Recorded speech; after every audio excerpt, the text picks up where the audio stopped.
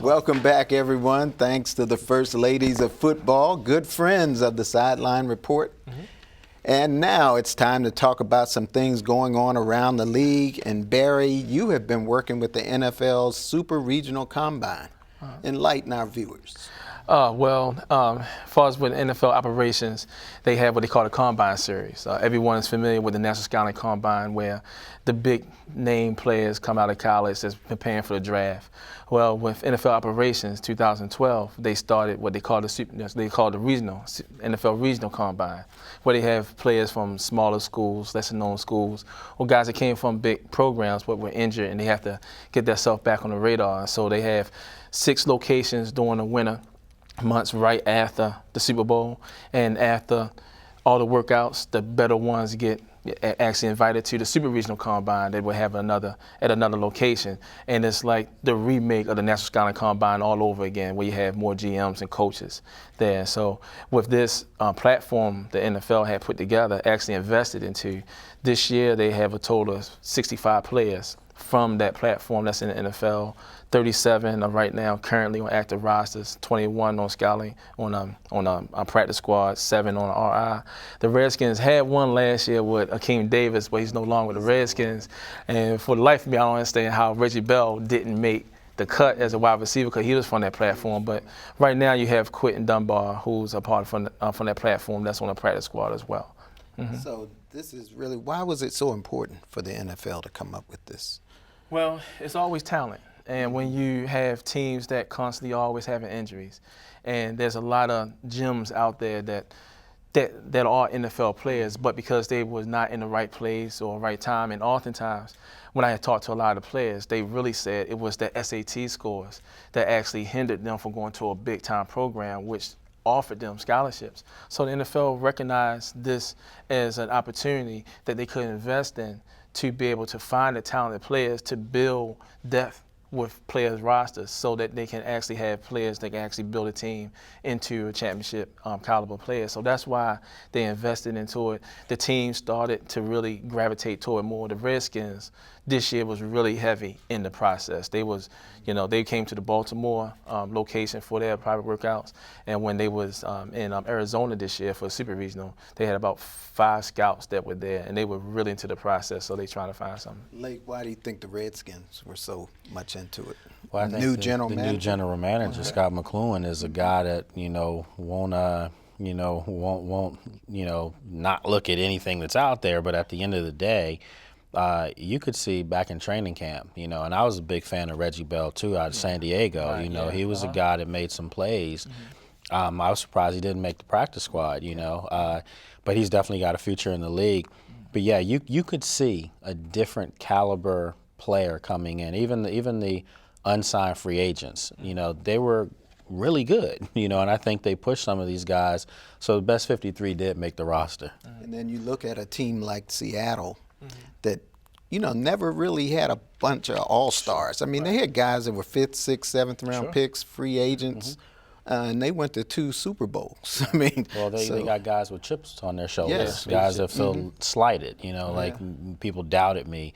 Richard Sherman's a perfect example of that, as a guy that was a wide receiver in college at Stanford, and he switched to the other side of the ball, and they play with a chip on their shoulder. All right. Well, let's talk about the NFL surprises or anything that you guys find interesting so far this season. Well, the first thing that jumps out of my mind, as far as collectively around, as far as the games that's been played, coming into week 2, out of the 32 games that's played, 24 of those games had a percentage of 75%, where going into the 4th quarter, teams was only down by 1 score. So it's showing that the competitiveness in the NFL is definitely much higher. You see that the officiating is getting much stronger. So the games are much tighter. So when you look at that, you see that the league is getting stronger. And of course, you have several teams that you were not expecting to be 0-2, and some teams you didn't expect to be 2-0. I think coaching's jumping out. You see in New England that it's not going to change. Deflategate, Spygate, whatever you call it, that coaching staff has that team always more prepared than their opponent. But I think if you look in New York with the Jets, you look at a guy like Todd Bowles, I mean, he's a guy that proved himself as a coordinator, needed that opportunity, And you look at the Jets, and yeah, they're winning ugly, but it's a disciplined ugly. You know, it's a type of play that we haven't seen the Jets play in years, where you don't see a lot of penalties all the time with them. So I think right now it's early in the season. It's a lot of parity, as Barry said. You got a lot of one-on-one teams. I think over the next 2 weeks you'll start to see a little bit of a separation on, you know, who's a pretender or who's a contender. If Fitzpatrick has another good game, is Geno Smith coming back? No, and I don't think Geno Smith's coming back, even if Fitzpatrick has a horrible game. He's not their quarterback, and I don't think, you know, the guys just don't respond to him. It's just the way it is. And Fitzpatrick's a pro. He's a guy that's bounced around several teams, but, you know, for 1 or 2 years in a system, he'll give you something. Is he their answer at quarterback long term? Absolutely not. It might be Bryce Petty, but, you know, he's not ready for another 2 years anyway. Right. The injury to Romo, is that going to hurt Dallas? I don't think it's going to hurt them as much as everybody believes it's going to. They had a good form. They had a perfect formula as well. They have a run-balanced team, and they have a solid defense that's going to get better when you have Greg Hardy that come back, and when you have Gregor that's going to come back, and Sean Lee, who's healthy finally. You know, who's one of the better middle linebackers in this league. So I believe based off of their running game and their defense, they still going to be relevant. And as long as they just treat Brandon Weeding, and I believe they are going to welcome Matt Castle to that team as well. So whoever they bring in, as long as they don't put them in situations where they have to win the game, they'll be fine. Okay, one quick thing. Who's going to win the NFC East? You got a couple seconds. Wow, you're asking me that before week 3.